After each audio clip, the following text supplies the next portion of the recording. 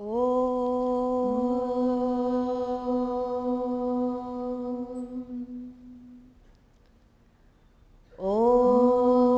Sahana Bhavatu Sahano Bhunaktu Saha Viryam Karavavahai Tejasvinavadhitamastu ma vidvishavahai.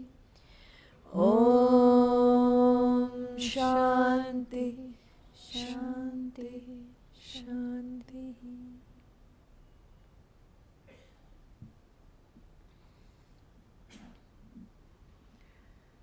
Together we will chant the first 5 verses of chapter 5, please.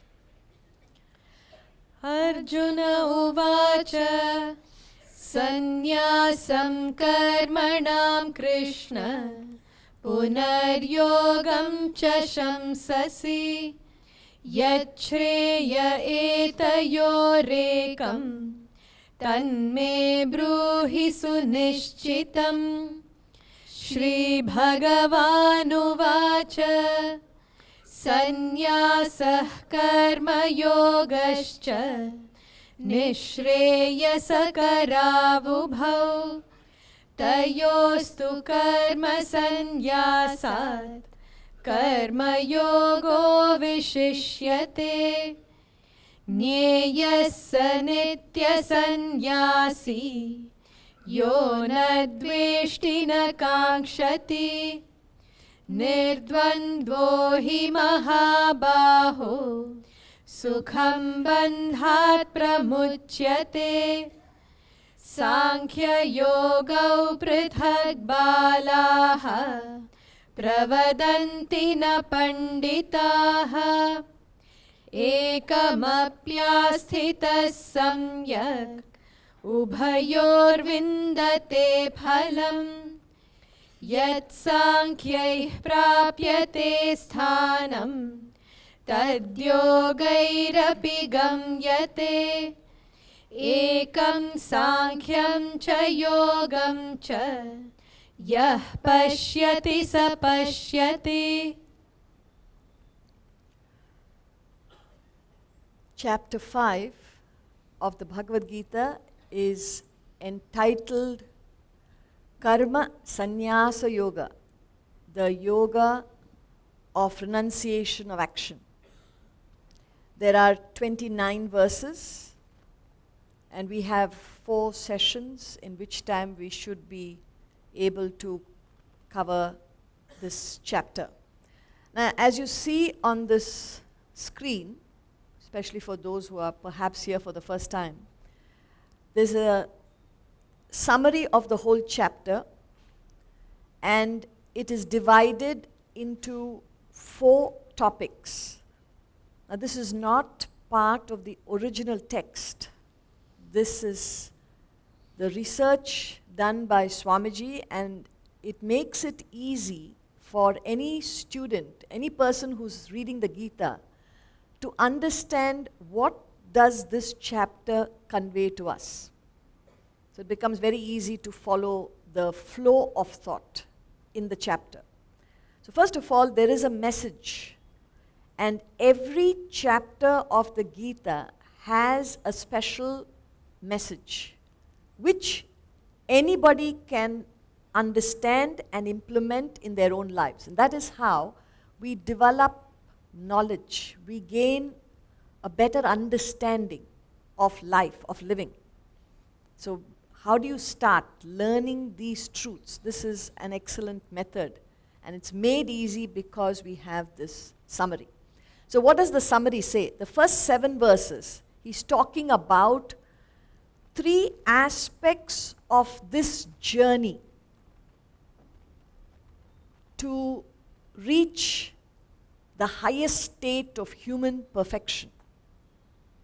What it implies is every human born, irrespective of who you are or what your background is, caste, creed, religion, race, it doesn't matter. First and last, we are humans. Now, we must understand as humans what does it take to live a perfect life? What is the purpose of human life? What are we supposed to achieve? Now, to understand the importance of this opportunity we all have, which is called life, to utilize this opportunity fully, meaningfully, and to realize the very purpose why you were born a human. Not an animal, not a plant. They also have life.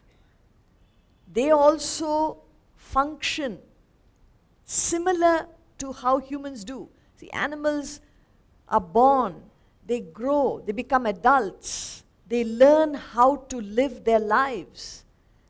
They have families, they procreate, they look after their young ones, pretty much the way a human would.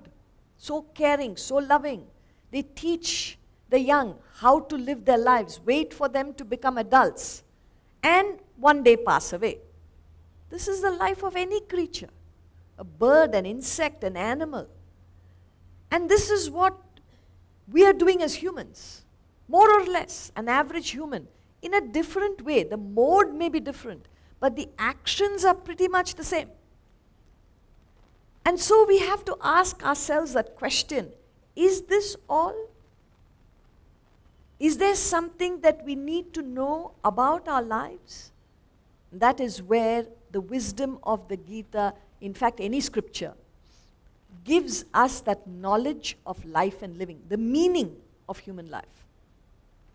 So this journey, you could today start this journey from wherever you are.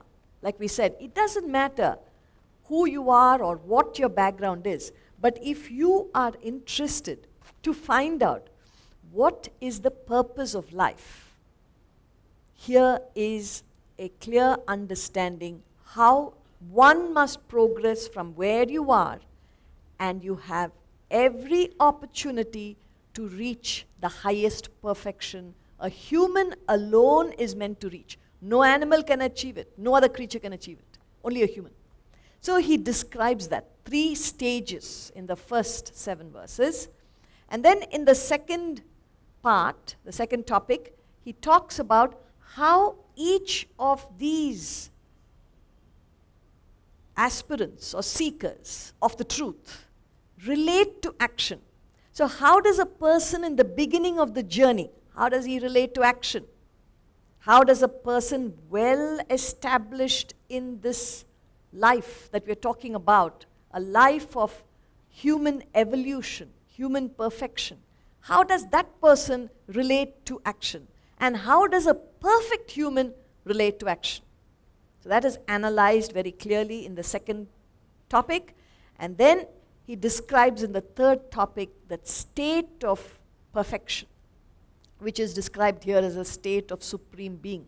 You can call it enlightenment, you can call it nirvana, a state of supreme being when one has merged with the ultimate truth of life, whatever that is.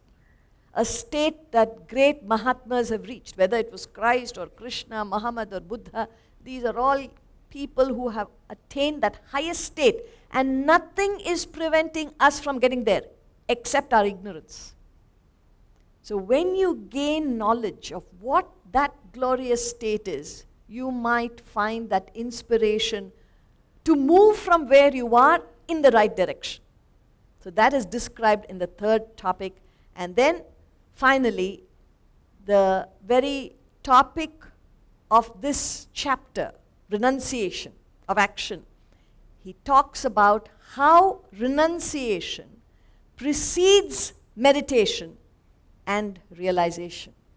So you cannot get to that highest state of perfection without this discipline called renunciation.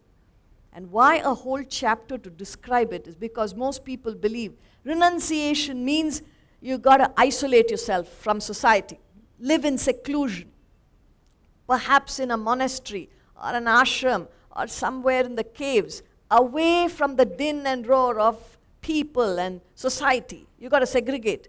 If that be renunciation, then only a few can practice. Not everybody. Because each one has got their duties, responsibilities in life.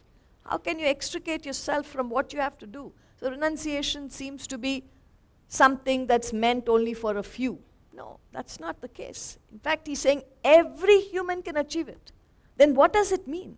So then does it mean you should not possess material things and certainly not enjoy? How can you live in this world if you don't possess and you are not allowed to enjoy? You can't have a proper meal. Oh, okay, only one roti and maybe one katori of dal, that's all. Why can't you have little more? What's wrong? No, renunciation. That's why people renounce Bhagavad Gita. Because they feel that there are some restrictions. This is a misunderstanding of this grand term renunciation. In fact, it is renunciation that will help you possess and enjoy in the right way. And yet, we give up something that we don't know. So that is why this chapter will remove perhaps the misunderstandings people carry about this grand state of renunciation. In fact, to put it very simply, what does this word mean really? It means maturity. It means growth. It means being established in something higher, as a result of which the fascination, infatuation for the lower falls away. That's all it means. It's like today as an adult, you have no fascination for things that you dealt with 20 years ago, 30 years ago, 40 years ago. You have no fascination. How come? You've become wise. No, your interests are on something else, higher, as a result of which those things that interested you, engaged you, preoccupied you earlier are gone. It's a natural state. You've grown into this state, whatever you are, as an adult. What you played with or what interested you as a child, as a teenager, as a youth, all that is gone now because you've got other responsibilities. You're fully engaged in that. All the other things do not distract you. So you could say there is a relative renunciation that you are experiencing. But wherever you are now, that seems to be a finality for you right now. All this chapter is saying, whatever you are experiencing, whatever is most precious to you today, most important to you today, you cannot live or let go of those things or beings, whatever. He says, it is just another state. There's a far, far greater state that you want and you don't know. So the chapter opens up that understanding so that we don't stay where we are, but we understand that we need to keep growing until we hit the highest. So as you do this, he says, you qualify to meditate, because today every human is a bundle of desires. If we say, all right, there is such a thing as a perfect state, and every human is heir to that perfect state. If that be the case, what is preventing us? Why aren't we going that way? Why don't we just understand the meaning of life and get on with it? That which prevents us from pursuing this path to that ultimate perfection is, another word for it is desire. Everyone sitting in this classroom is nothing but a bundle of desires. Why are you here? Desire to hear the Bhagavad Gita. Otherwise, thank God you had the desire. Otherwise, there's nobody to talk to. Some desire has brought you here. And if somebody says, look, to be honest with you, I had no desire to listen to the Bhagavad Gita, and I'm sitting here, because your desire was to please the person who brought you here. But there has to be a desire. Without a desire, you will not be acting. So every human is a helpless expression of desires. So you may rightly say, okay, we have got desires, we'll express it. See, good desire brought us here. What is wrong with desires? The problem with desire is, as you satisfy desires, you feel fulfilled, no doubt. But more desires spring up, and you will have to satisfy the new desires. This is never ending. So that takes you away, preoccupies you so much, justifies your time spent from morning till night. What are you doing? Satisfying desires. Nobody has time for what? Something higher.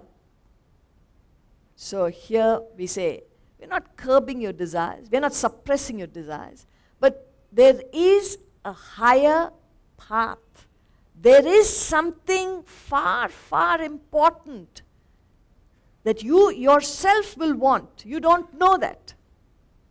You want it, but you don't know which way to go. That's about all. That is the state of ignorance.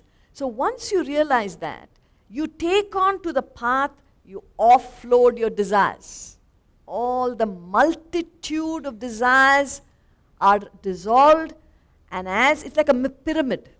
In the bottom, there are a lot of desires. As you step up, the desires become less.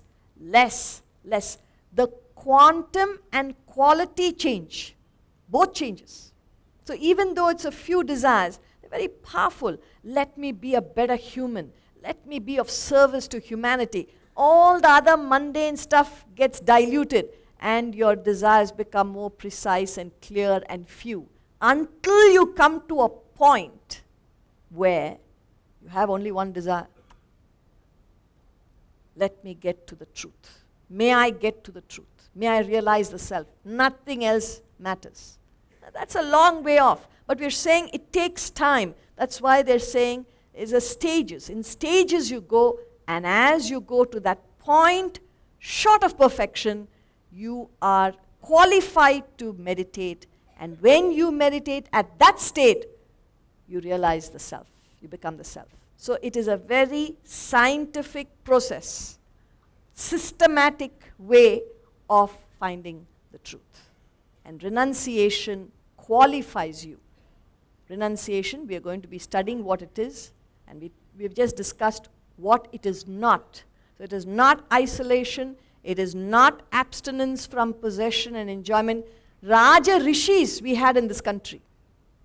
When you're a king, you have wealth and enjoyment, and yet they were called Rishis because they had the knowledge of the highest and lived that life.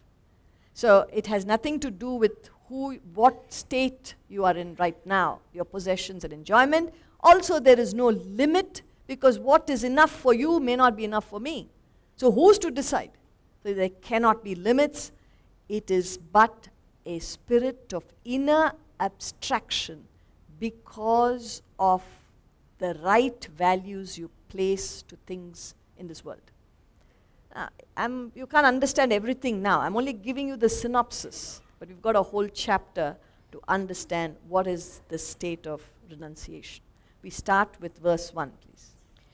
Arjuna uvacha sannyasam karmanam Krishna punaryogam cha shamsasi yachreya etayorekam tanme bruhi sunishchitam.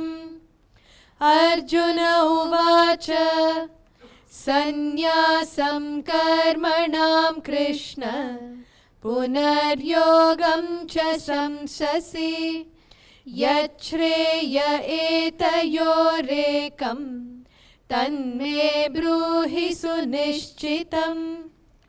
The chapter starts with Arjuna's question. I believe you all have a background. The Bhagavad Gita is a conversation between Arjuna and Lord Krsna.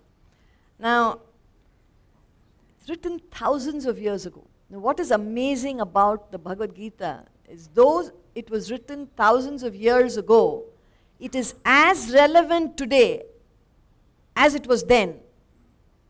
And it will continue to be relevant in the future only for one reason. What is being discussed is nothing but the truths of life. See, the truths don't change. Laws don't change. People may change. The way you live may change. But fundamental truths will never change. And that is why it is important for anyone. It's just a text. The Bhagavad Gita is just a text that contains the philosophy, the sap of learning. And what we are concerned about is whether Arjuna spoke or Krishna spoke, what did they speak? It doesn't matter. These are just names. Because from childhood you've been listening to these names, it makes sense to you. But even if you did not know who were these two people talking, whatever they spoke was just facts and facts and facts. So even the questions are relevant because it's something that might occur to you, but you did not know who to ask. You did not know where to get the answers from. And so, thanks to Arjuna, these questions are asked periodically throughout the Bhagavad Gita, and Krishna gives the answers. So Arjuna said, "O Krishna, you praise renunciation of action and again yoga. Yoga in the context, please remember, wherever you see yoga in the Bhagavad Gita, it is not breathing techniques and physical asanas. Most people understand yoga as breathing and asanas. That's a very small aspect of this grand word yoga. Yoga is a Sanskrit word which is derived from its root yuj. Yuj means to join, to unite. So when the term unite is used or join is used, it implies, and they say, why don't you join? What is the implication? Anybody? Now, you know why I'm asking questions. Not to test you, just to make sure you're awake. Otherwise, we won't have a conversation. Okay? So here and there I may ask you, please bear with me.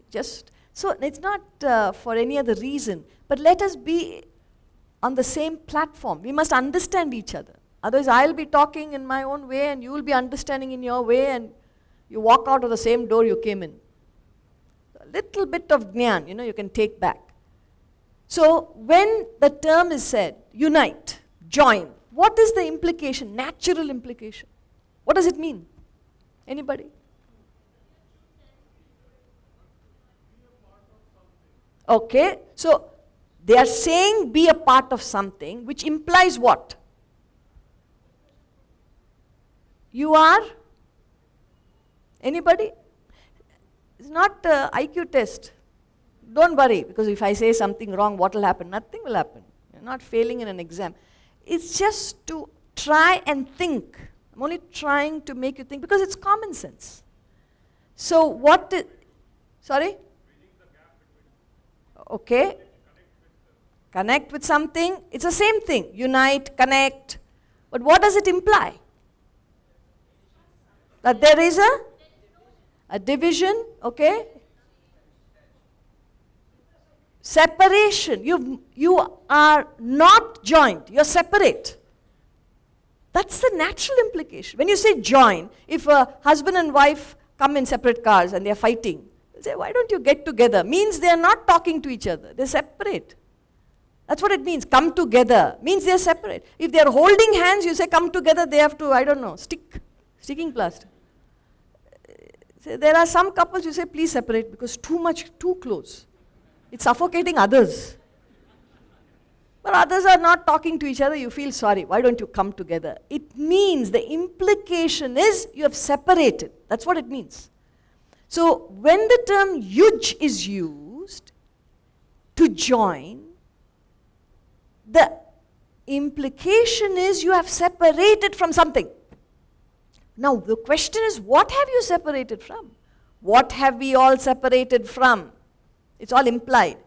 We have separated, we have moved away from our original state, whatever that is. He's not telling, he's not mentioning it. But the term yoga, see, these words are so potent.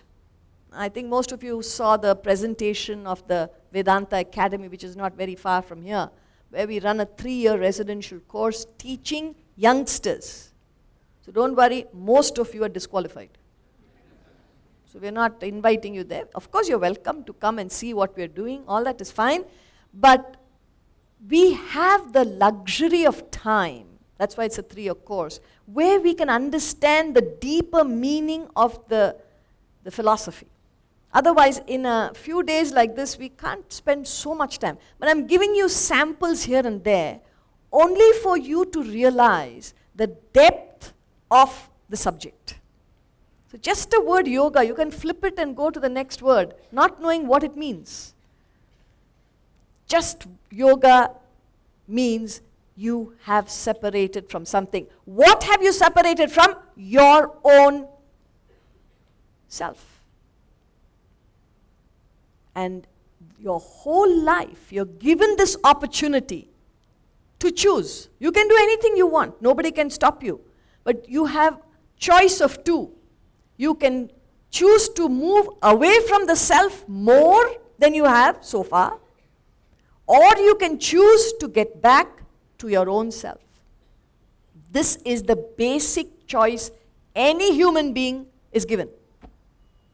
That's why Adi Shankaracharya in the Bhajagovindam, he says, Punarapi jananam, punarapi maranam, punarapi janani jatareshayanam. Again and again you go through the cycle of birth and death, birth and death, birth and death. All of us understand, one day we have to go. No? Don't understand? Because when I say all of you have to go, you are ready to go out of this room. Anybody born has to go. It's a fact. So what do you take when you go? Your family members? No chance. All this togetherness is only when you are alive. Day you go alone. They'll pack you off. It's impractical. Nobody can accompany you. Then what else? Oh, lifetime you earned so much money. Are you taking it? No chance. They're waiting for you to go to take it. Your name, your fame, what? You take nothing, nothing. The only thing that you can take is knowledge or ignorance, whatever you choose this janma. This lifetime, that's all you can do. You can either pick up knowledge or choose to remain ignorant. Happy in your ignorance. That will accompany you. And your life will be the same thing again and again. How many opportunities we have been given so far? Nobody knows. But we are here now. You know you have this lifetime. To do what? To move away from your original state, or to set aside all your infatuation with this world of things and beings, none of which you can take, and find out the meaning of life, the purpose of life. That choice you have. So he says, why he starts with this question is, there are 18 chapters of the Gita. Now we are doing the 5th chapter. The previous chapter, the last verse, he talked about knowledge. He talked about how you should, I think you can put it on the screen for me, the 42nd verse of the previous chapter, 4th chapter, which we have conveniently forgotten because it was last year, right? Some of you had come last year. So here, no, the 42nd verse. Therefore, tasmat, this is the last verse of the chapter 4, cutting asunder with the sword of knowledge, this ignorance-born doubt of the self. You don't understand you are the self. You are not this person you believe yourself to be today. This body, this mind, this intellect, this is me. Look at the mirror and you say, this is me. This is not you. This is just the outer aspect of your personality. There is something deep within, which is your real nature. That is just given a word, self. In English, God. In other places, it's the same meaning.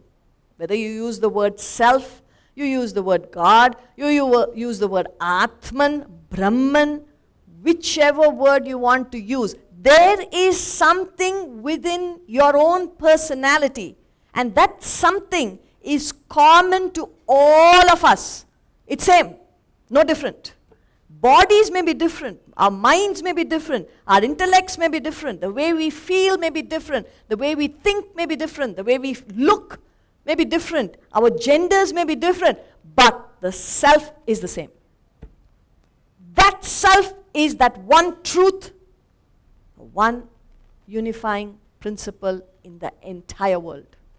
But we get caught up in demarcations and divisions. We put ourselves in boxes and frames and segregate ourselves. And then worst is fight. So he says that ignorance born doubt, you don't know what your true worth, and you've got to cut that with the sword of knowledge, dwelling in your heart. Be established in yoga. So this is how he concluded. Arise, O Bharata, or Arjuna. He concluded the 4th chapter. The first verse in the 5th chapter, he says, O Krishna, you're praising renunciation of action, and again yoga of action. Arise in yoga, be established in yoga. So what am I supposed to do? Knowledge? Gain knowledge or act? Same question he asks in chapter 3. You must understand, Arjuna is a man of action. It's like a businessman, like a kshatriya, he's a king, he's an administrator. He is so preoccupied with his interest in life. Krishna is an enlightened person. So for all our purpose, a person who has the highest knowledge. So he is conveying to Arjuna what he needs to know. And that is why this doubt comes up in Arjuna's mind. He's not sure. He says, tell me conclusively which of the two is better. What should I do? And Krishna replies, Shri Bhagavanuvacha Sannyasah karma yogascha Nishreyasakaravubhav Tayostu karma sannyasat Karma yogo vishishyate. Shri Bhagavanuvacha Sannyasah karma yogascha Nishreyasakaravubhav Tayostu karma sannyasat Karma yogo vishishyate. the Blessed Lord said, both renunciation and yoga of action lead to supreme bliss. Now this state, this perfect state that we're talking about, is a state where you attain supreme bliss. You're all peaceful, you're all blissful. And why do we call that the supreme state? Because the entire mass of humanity is seeking only one thing. You tell me. What are we all looking for? Happiness, peace, bliss, joy, cheer. You can put it in any way you want. That is what everybody wants. Nobody wants to be unhappy. It's unnatural. To be happy is natural. In other words, what we're saying is, nobody will ever complain. You know what? I'm having a problem. What is your problem? Excessively happy. Big problem. You can be happy. You can be happier. You can be happiest. How do you feel? Normal. Why? That is your original state. The opposite is not true. See, when you are unhappy, when you're worried, anxious, when you have hatred, jealousy, greed, anything that disturbs your mind, you cannot take it beyond a point. You'll collapse. How much anger can you take? You can't. How much sorrow can you take? You collapse. You can't even function physically. Why? Because it's not your natural state. It's something like health. The body, its natural state is to be healthy. That's natural. But if you have a disease or if you have a fever, it's unnatural. If you have pain, it's unnatural. So your body will not tolerate anything unnatural, you will have to do something to take it off your system. You cannot be comfortable in anything that's unnatural to the body. Why? Because the original state of your physical body is health. Even when you go to a doctor, okay, when you have a fever, what do? What does anybody do? Huh? Go to a doctor, right? Okay. When you don't go to a doctor, okay, somebody, your neighbor or your wife, you ask. She knows what medicine to give you. Somebody who has to give you something, all right? So you go to a doctor. What does the doctor do? Anybody? Okay, examines you, asks you what all that history, geography, all that you say. And then at the end of it, what does he do? Gives you a prescription, right? Medicines. Now, what can medicine do? What does medicine do?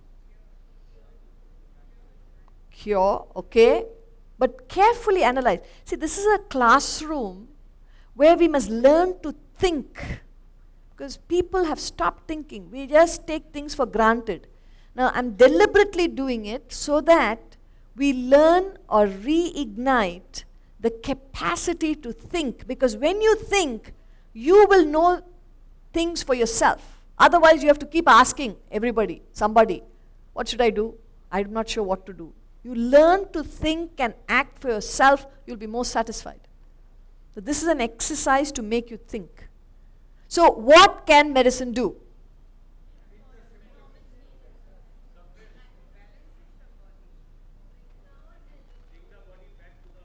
How? How? How does it do it? You're right. Nobody's wrong. Mind, we're talking about the body, right? Mind is different system. What are we're talking about the physical body. Okay, you have a what do you call it, infection. Where is the mind involved? You put some medicine there. What does the medicine do? Heals.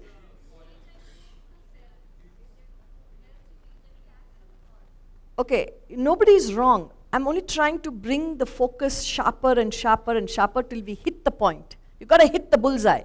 So what medicine does, you've all answered it in different ways. What is that origin? What does it do to get you back? It only, please understand this, it can only remove disease. That's all medicine can do. Medicine cannot give you health. Please understand that. It's very important to understand. Why? Because health is what you have. Then why are you not healthy now? You've temporarily lost that health because of disease, infection. So all that the doctor can do, all that medicine can do is only remove what is not natural to you. Once that is removed, what remains is your natural state. Similarly, friends, your original state is supreme bliss. This is what everyone is. But where is it today? Not there. Why? I'm happy, but what? Only this problem I have. Believe me, if I solve this, I'll be in heaven. Okay, you solve it. Now are you happy? Happy. Yeah, I can't say I'm not God's grace. I'm happy. But what? Now what? You know, I miss the small things nagging me.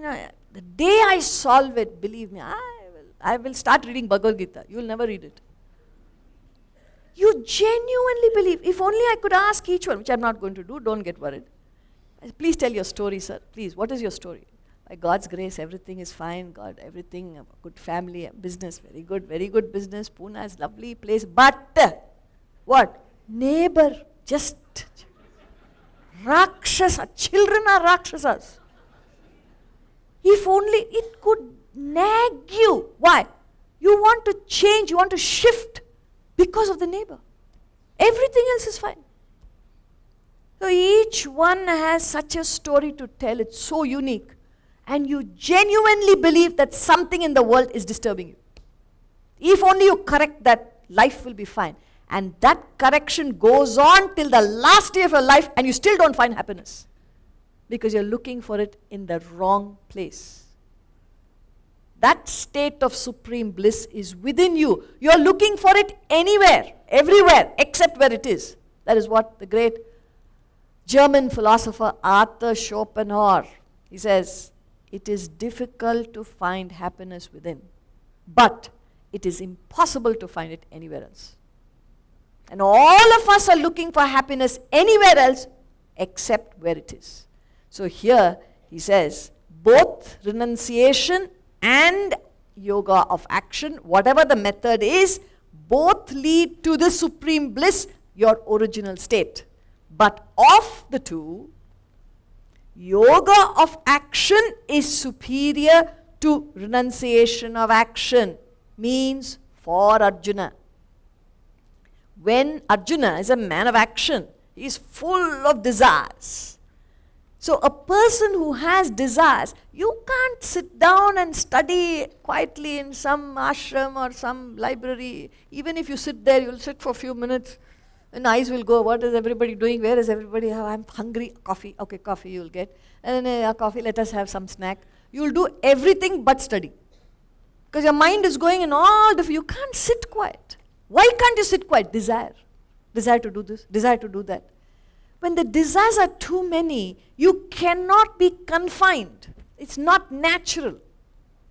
Therefore, for a person full of desires, he says, you must act. Go get it. Do this. Don't sit in a place because you cannot concentrate on anything. So you got to offload your desires relatively to become introvert. And when a person is introvert, he is fit for study, reflection, contemplation. It's not for everybody. Now what Krishna is doing in this verse is, first of all he says, renunciation is an effect. You don't practice renunciation. I'll get away from this, I'll do this, I'll sit and study. You can't. The mind will go all over the place. So when you perform right actions, whatever that is, in fact, chapter 3, chapter 4, which we have supposedly covered, only talks about right action. What is it? How do you convert every ordinary action that you perform into something noble? Anything that you do. It's not what you do that matters, but how you do it, why you do it. That makes all the difference. So you can't say, you know, what is my life? I have to get up in the morning, look after the family, and I have to do the chores in the house. And you people are doing all great things, Bhagavad Gita, all wonderful things. We are ordinary people. Nothing is great per se, nothing is low per se. It is your attitude in that action. Every action can be converted into worship. A worshipful, noble action, because it's always the intention. Always. What is behind the action. In other words, you could be in a mandir, temple, morning till night, and where is your mind? Money, money. More. Now dakshina I'll get.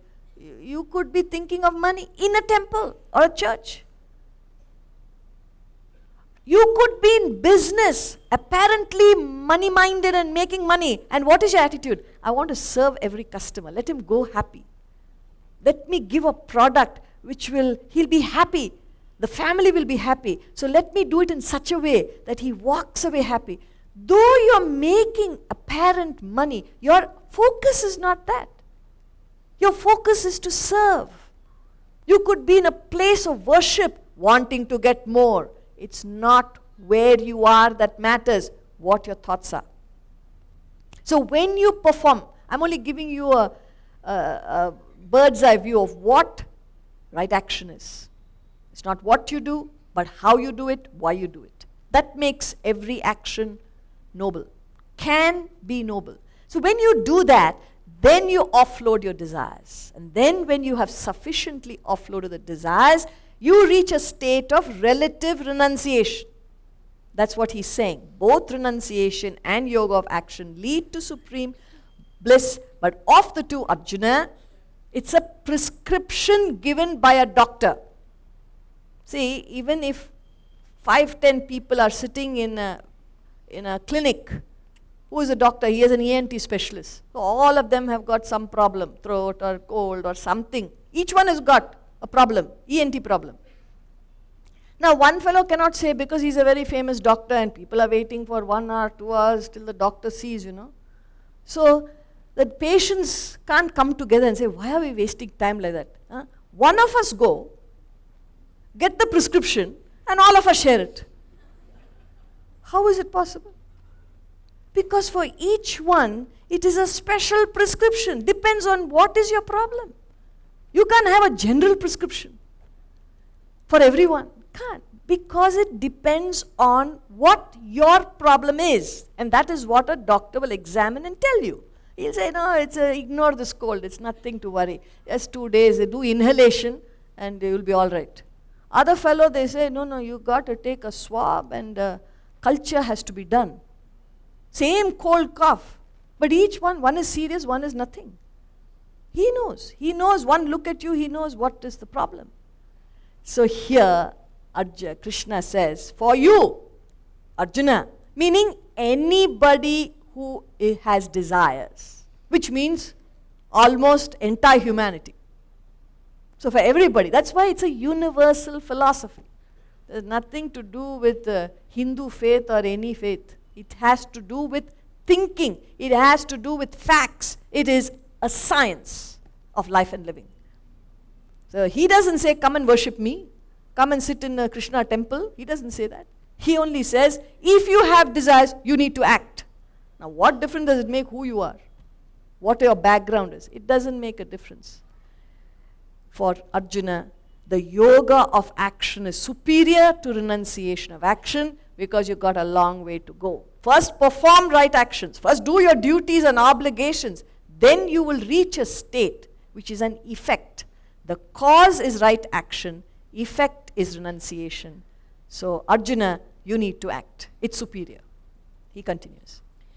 Nyeyassa nitya sannyasi yo na dveshti na kankshati nidvandvo hi mahabaho sukham bandhat pramuchyate Nyeyassa nitya sannyasi yo na dveshti na kankshati Nirdvandvo hi mahabaho sukham bandhat pramuchyate. He should be known as a perpetual sannyasi who neither hates nor desires. For free from the pairs of opposites, O Mahabaho, O Arjuna, he is easily set free from bondage. So it is these desires that bind us to the world. If you say, I love to do this, but I have no time. Everybody says that. So you're bound. Why are you bound? Because you have desire to do this, you have desire to do that. You have so many desires. It's like it's tying you down. So you're not free.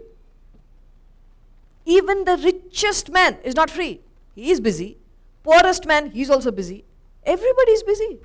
Doing what? Fulfilling desires. From morning till night, from the time you wake up, open your eyes. I must do this, I must do that. I'm not saying it's wrong. We're not saying it's wrong. We're saying that is the life of an average human. We do not know of any other life. What else to do? Wake up and start doing. Otherwise life is boring. Na? What do you do without desires? You got to feel, you must want something, and you get something, you feel a sense of achievement. I got it. Then next achievement. Then next achievement. That is the way you live life. Otherwise you feel like, what else can I do? This is happening to an average human because we do not know of any other type of life. The whole world is doing this. Here few masters come and go. That's why they don't stay for long. Because what you'll do is you'll crucify him. You'll give him a cup of poison or shoot him. Because you can't take the truths. When I say you, the general masses, they can't take the truth. So they come for a while and they're gone. Where do you find them? Where do you find a Christ? Where do you find a Krishna? Where do you find a Muhammad? Where do you find a Buddha? They've come and gone. Why? because they just gave the truths and left. It's for us to find out what did they mean. Did they make sense? Why did they live that life they led? Why did they say the things they said? Why did they write the things they wrote? It's meant for us to find out. But we are busy. We don't have time. That's what again Shankara says. Look at the life of a human. Balastavat krida saktaha. Tarunastavat taruni saktaha. Vriddhastavat chinta saktaha. Parame brahmani kopina saktaha. He says, Balaha, when you are young, when you are a child is playing, toys. Of course, all children have to play with toys. So you go on feeding toys. Again, we are not saying do the opposite, don't give. We are not saying that. We are only analyzing. What is life? What is the life of every human? So when you are a child, you justify the play. Nothing else you show the child. There is no suggestion of anything beyond play. Nobody does anything. See, in the good old days in our country, this country, by the age of 8, the young children were sent to Gurukula. You can be Maharaja's child, you can be an ordinary person child. All go to the Gurukula. Cut that attachment to the family. They're sent. Why? To learn these principles. That is why, by the time they reached adulthood, they were fully equipped, fully trained to face the challenges of the world. That is why we had a golden era in this country. Why did other countries come here? Because we were wealthy. We had all the wealth of the world, and we have always been a peaceful nation, never declared war, never fought with another country. We only protected ourselves. So we were a peace-loving nation and a wealthy nation. That's why they came and took what they took. We're not complaining. We're saying there was something that we had. What happened now? What's happened now? Now we are running that side. Why? We've lost everything. Again, we're not complaining. All we're saying is, look, you're an Indian. You got an opportunity. It's running in your blood, this knowledge. But that's not sufficient. You've got to put in certain amount of effort to understand the value of the knowledge that is at your doorstep. At your doorstep. It's like a package. You don't even want to open the package and who can help you. The wealth of knowledge is right here. Right now. It's only a question of helping yourself. To do what? To achieve two things that you want. What do you want? What does anybody want? What does anybody want? Two things we want. Universally. One you've already said. What is the one thing you said everybody wants? Happiness. What is the other thing you want? Peace, happiness, these are all synonyms. What else do you want? Let's be honest.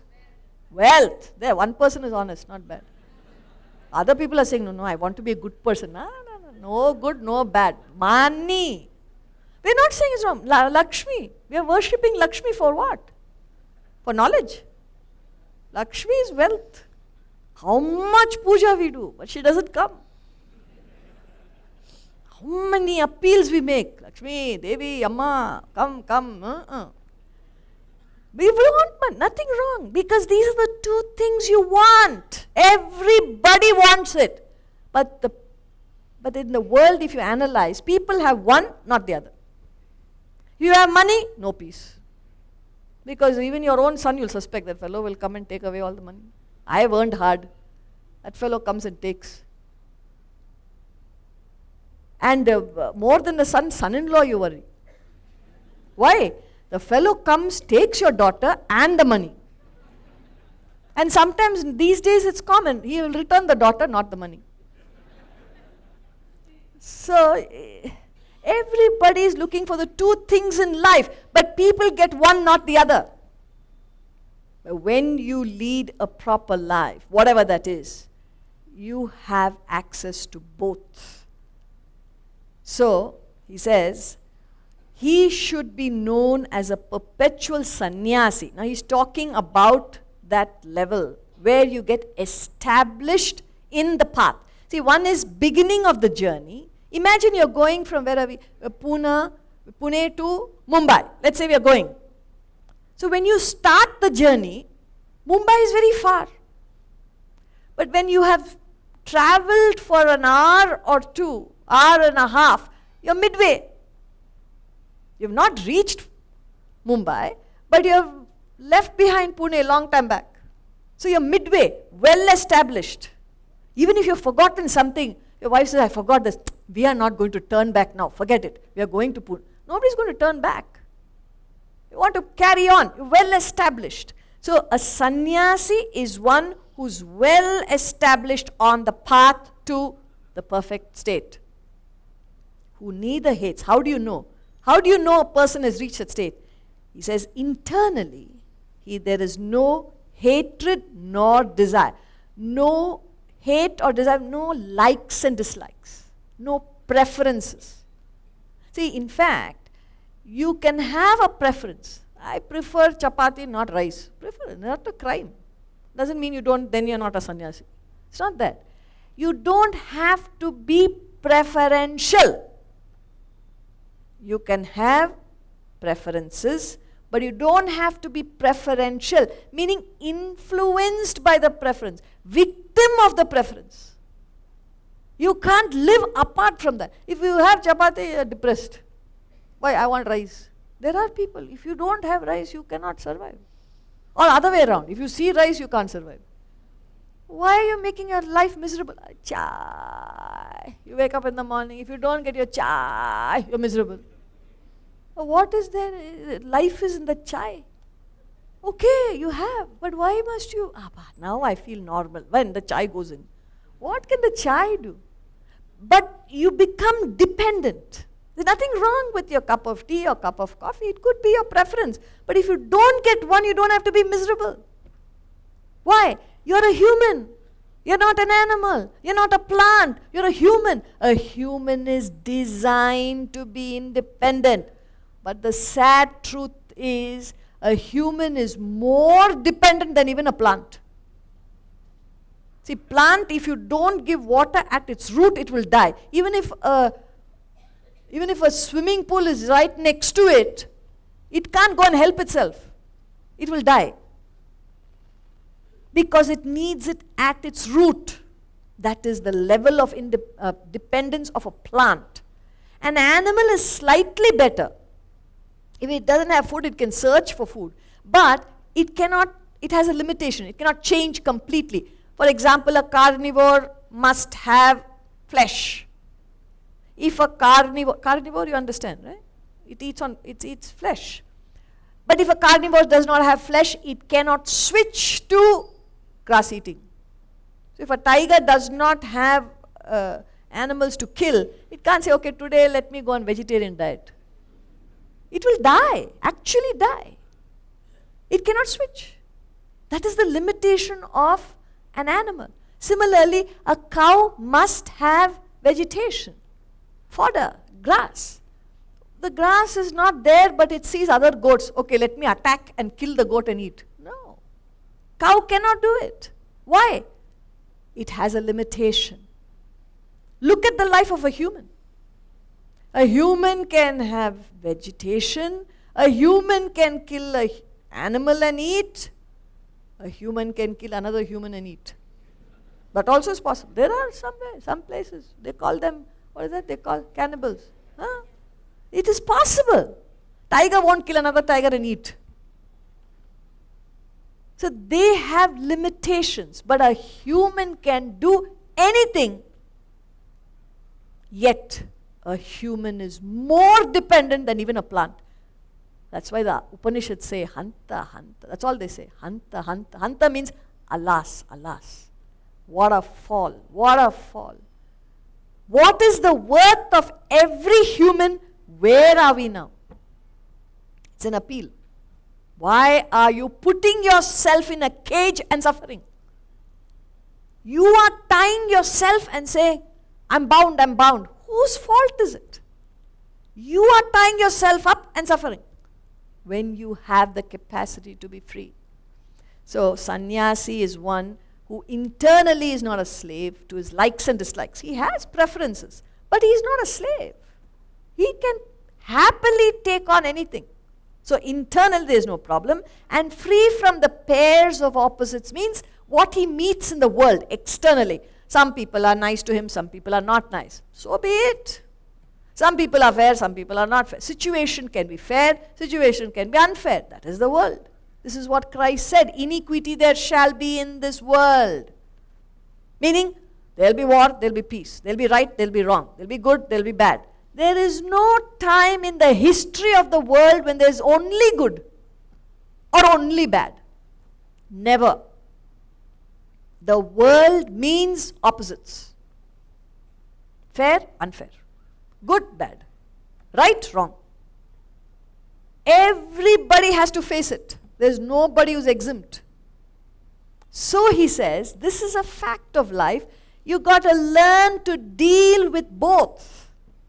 But when right comes, when good comes, we say, very nice, please, please, please, please come. When bad comes, you hate it. You don't want it. You can't take it. You're miserable, unhappy, sulking, depressed. Why? Bad things have happened. So what? Yes, bad things will happen. Wait, it won't be forever. Have that capacity to take on these challenges, and that will happen only if you're strong. When you're weak, when you're ignorant, anything can affect you. Well, if the wife smiles, you're happy. If the wife smiles, you are also miserable.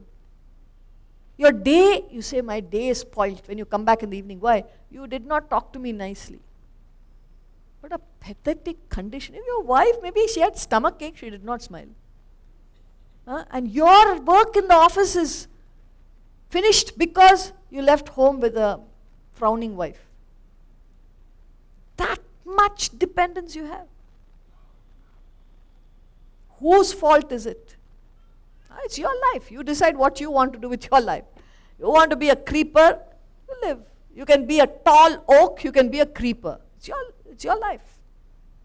So he says, here is a person who is free from pairs of opposites. External conditions come and go, but he stands tall, brave, and faces every challenge with dignity, not complaining, not miserable. See, either you become aggressive and attacking, or you become passive and suffering. Both are not necessary. Just take things as they come. That is the life of a sannyasi. Such a person is easily free from bondage. Such a person is not bound. Sankhya yogau prithak balaha pravadanti na panditaha ekamapyasthita samyak ubhayor vindate phalam. Sankhya yogau prithak balaha pravadanti na panditaha ekamapyasthita samyak ubhayor vindate phalam. Children, not the wise, speak of Sankhya and Yoga as different. He who is duly established in one obtains the fruit of both. Now you've got to imagine there is a journey from start to finish. The spiritual journey or spiritual evolution, whatever you want to call it, where you start from ignorance and gain the ultimate knowledge of the self. You become one with the truth, the reality. So in the beginning of the journey, person is called a yogi. Yogi is one who is full of desires like anybody, but with one difference. There's a difference between a yogi and a bhogi. Bhogi is one who's infatuated, enamored, a slave to the world of things and beings. His whole life, what he wants to do, I just want to earn, enjoy. Earn, enjoy. Earn, enjoy. He may earn but never enjoy. That's what happens to most people. They earn, and who enjoys? Somebody else enjoys. They don't. They only pay their doctor bills. They can go to good hospitals, that's all. Somebody else enjoys. So that is a bhogi who thinks, I've got one life. Let me go all out and enjoy. For me to enjoy, I must earn. So they will kill themselves, earning, saving, and every earning is painful, saving is painful, spending most painful. Yet this is what we're doing. This is what most people do. In the name of enjoyment. They can't enjoy, others enjoy. So that is the life of a bhogi. So now you say, all right, enough is enough. I've got to find out the meaning of life. So you're the same person with the same desires and the same infatuation with the world, but one difference. Let me find out. What is this Bhagavad Gita? What is this? Some knowledge they're talking. What knowledge? Some little interest from outside world, you've landed up here. That puts you on the beginning, the first stage of this journey. Now you can still turn back and go away. Or you continue. If you continue, do whatever you need to do, the study, the reflection, and whatever else, get the books and whatever else you do, then you will get established in the path. So he says, children not the wise speak of Sankhya. He's introduced the word Sankhya, but in the context it means sannyasa. Because Sankhya, which means wisdom, knowledge, is associated with the state of sannyas, where you're well established in knowledge. So that state of sannyasa or Sankhya, whichever way you want to say, and yoga, action, beginning of the journey, are not different. One has just started the journey, another is well established. That's all it means. So he who is duly established in one obtains the fruit of both, meaning both are moving towards the ultimate state of perfection. And he continues. Yat sankhyaih prapyate sthanam tadyogairapi gamyate ekam sankhyaṁ cha yogam cha yah pashyati sapashyati. Yat sankhyaih prapyate sthanam tadyogairapi gamyate ekam sankhyaṁ cha yogam cha yah pashyati sapashyati. He continues the same thought. He says that state which is reached by the Sankhyas is reached by the yogis also. Now in this explanation you should understand. So one is at the beginning of the journey, another is well established, but not yet reached the goal. So he says the state is reached by Sankhyas, is reached by yogis also. He who sees Sankhya and yoga as one, he sees, meaning you've got true insight. You've understood. But if you say, no, Sankhya's are sannyasis, yogis are different, you got it wrong. Both are on the same path. One has just begun the journey, other is well established. So here he's describing the yogi, we've already said, a man of action. Krishna has already given the prescription to Arjuna. What did he say? Does anybody remember? Of the two, which is superior? Action is superior. Why action is superior? Why is that prescription given? Because of desires. Not bad. We're doing quite well. Satisfied. Alright, so because of desires, you have to act in this world. But act in a way that you reduce your desires, not increase it. So when you do that, you're a yogi. And as you keep reducing desires, you will naturally reach the consequence of right action, which is the state of sannyas. So both are traveling on the same path. Sannyasastu mahabaho dukkhamaptuma yogatah yoga yukto munir brahma nachirena-adhigacchati. Sannyasastu mahabaho dukkhamaptuma yogatah yoga yukto munir brahma nachirena-adhigacchati. But renunciation, O Mahabaho, is hard to attain without yoga. See how many times he's telling us, same monotonous.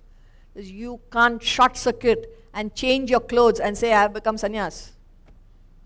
Clothes may be correct, address may be correct. Internally only you know what's going on. So it is not external, that's all he's saying. And yet many people believe, if I change my outfit and I go away to an ashram, mind will be busy thinking about the whole world.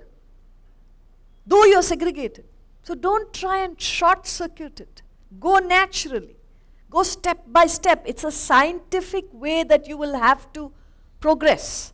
So he says, renunciation is hard to attain without yoga, that state of sannyasa.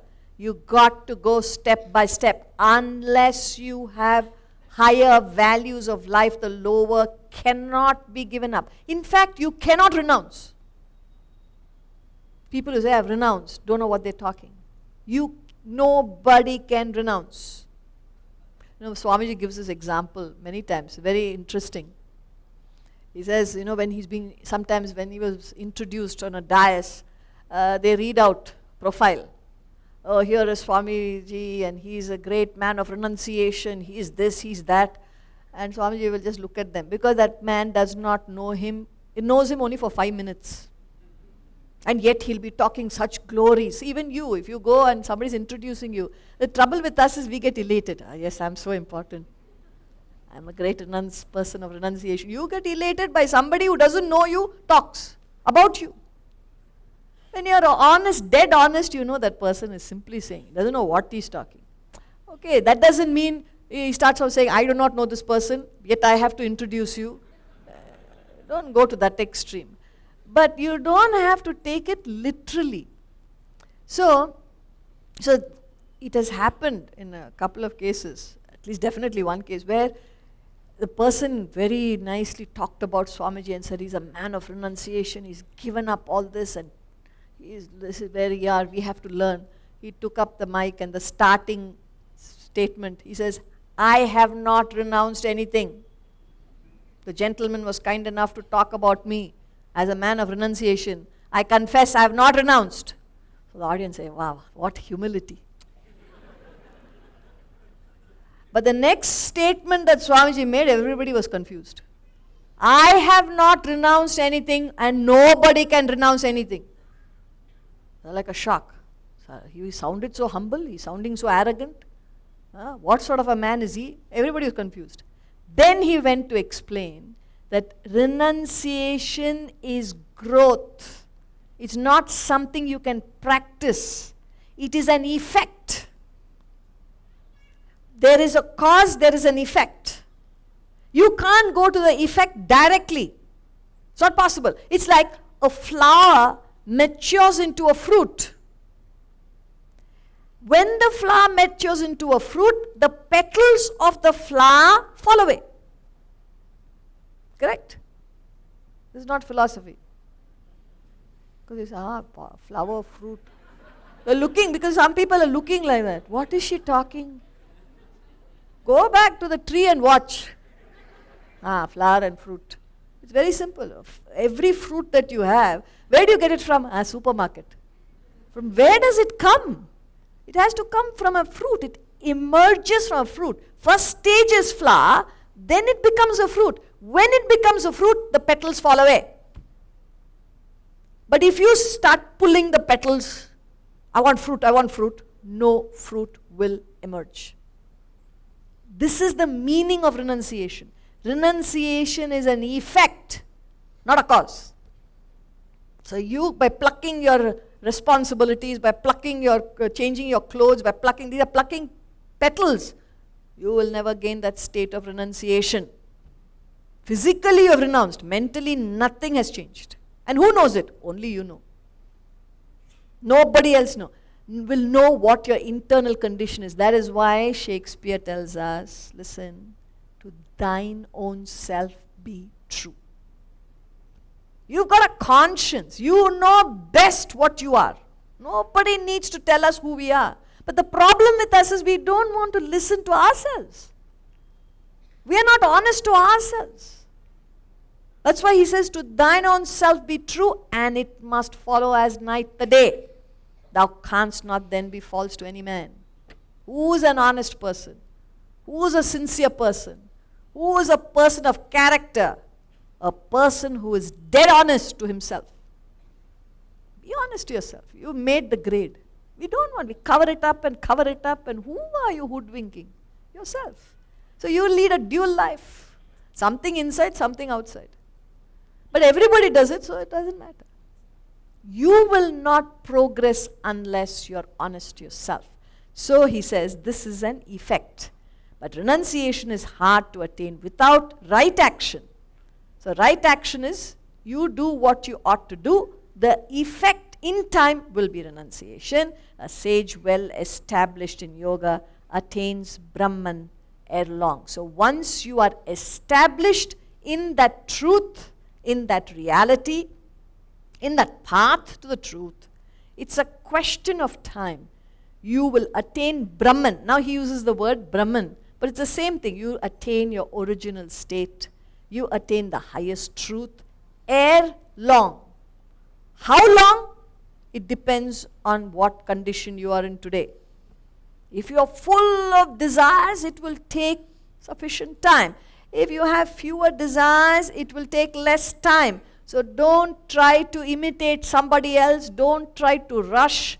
These things cannot be done overnight. You will have to be sincere, dedicated each day of your life. If you're prepared to do that, live the life of a human, a perfect human, these small steps will take you ultimately to the state of Brahman. We'll meet tomorrow. Thank you very much.